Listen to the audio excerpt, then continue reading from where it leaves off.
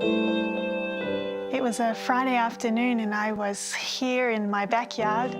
I decided that I would mow the lawn. It was a beautiful day, and as I was out in the backyard mowing the lawn, enjoying the exercise, the lawnmower started to sputter and then it conked out. It ran out of fuel. And that was okay. I knew where the petrol was, and so I went to the garage, found the tin marked petrol, took it out the back, and as I was doing this, my phone rang. And I looked at the caller ID, and it was somebody that I knew, and I thought, I'll answer this call just so that I can tell them what I'm doing, because I knew they'd ask. Oh, hi, Charissa, how are you? What are you doing? I said, I'm well, I'm actually mowing the lawn. Oh, they were impressed. And I said, actually, I'm refilling it with fuel because it's just run out. Oh, they were even more impressed, and I was happy with that. And they had some questions to ask me, and I answered them, hung up on the call. And after I finished putting the fuel in the mower, primed it and went to start it again, and it didn't start. And I realized then at that moment when I checked the tin that I had put the wrong fuel in the lawnmower. This was our brand new lawnmower because someone, it could have been me, had wrecked the previous lawnmower because we'd put the wrong fuel in it. And so I thought, oh no, I've got to try and get the fuel out. And as I was doing this, my phone rang again. I answered this phone call, and the news that I received on the other end of this phone call was something I hadn't seen coming, did not expect. People that I had trusted, some of those that were closest to me had betrayed me. I felt like my whole world shattered. We chatted for 2 hours, and when I hung up on the call, I looked up at the sky and the clouds had come over. I looked in front of me and there was the broken lawnmower, and I just thought, oh, my whole day has gone from great to terrible. And I prayed and I said, Lord, if you could fix this lawnmower, then I know that you could fix this problem now that I was facing. And so I put the right fuel in and primed it and tried to start the mower, and nothing happened. And I thought, well, maybe this is a metaphor for my life. Maybe God isn't able to help me with this new problem that I was facing. Then I'm just going to have to deal with a whole lot of hurt and pain and face broken relationships on my own. The next day I was with friends and putting on a happy face, but really in my heart, I wasn't happy to be around them. I didn't want to be with anybody. I just felt so terrible inside. So I came home, it was a Saturday night, and I was texting one of my friends, and as I was texting them, it turned out that they knew exactly what the problem was and that they had known this was coming for a while.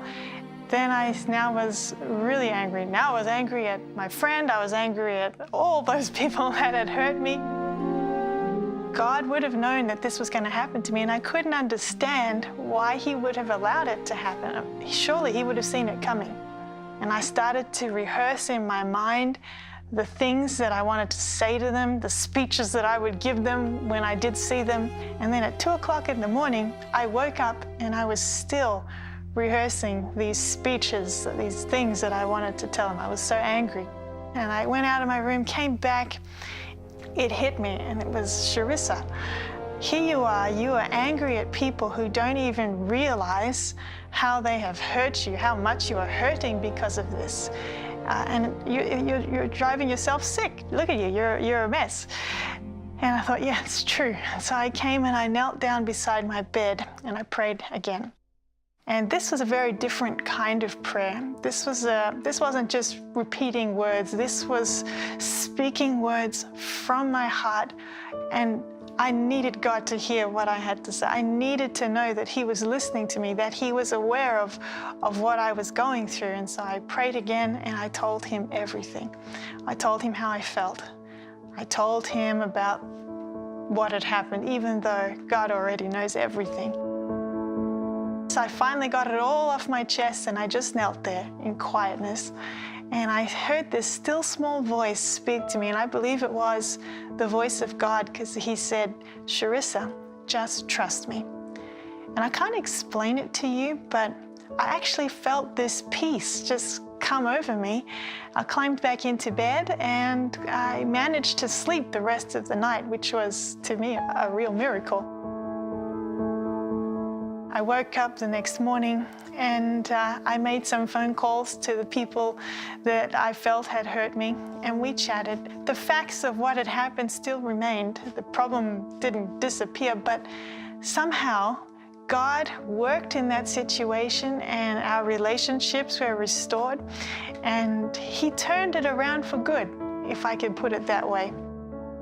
Later that week, my mom said, we better get this lawnmower fixed. And so I went into the backyard and found it. And I remembered the prayer that I had prayed, Lord, if you could fix the lawnmower, then I know you could fix this situation as well. And here it was, still broken, but the situation, God had started to bring good out of it. And so I thought, I'll give it another go. And so I tried to start the lawnmower, and this time it kicked over. I discovered that peace is not the absence of trouble, it's the presence of God in my life. And this means that He doesn't have to take away the storms, but He can actually help me weather the storms of life because He's with me. Prayer is me talking to God and telling Him my thoughts, my feelings, and telling Him about my life as though I would talk to my dearest and best friend. I also discovered from this experience that prayer is a two-way conversation. Not only do I talk to Him, but He talks to me when I am still and I listen to His voice as well.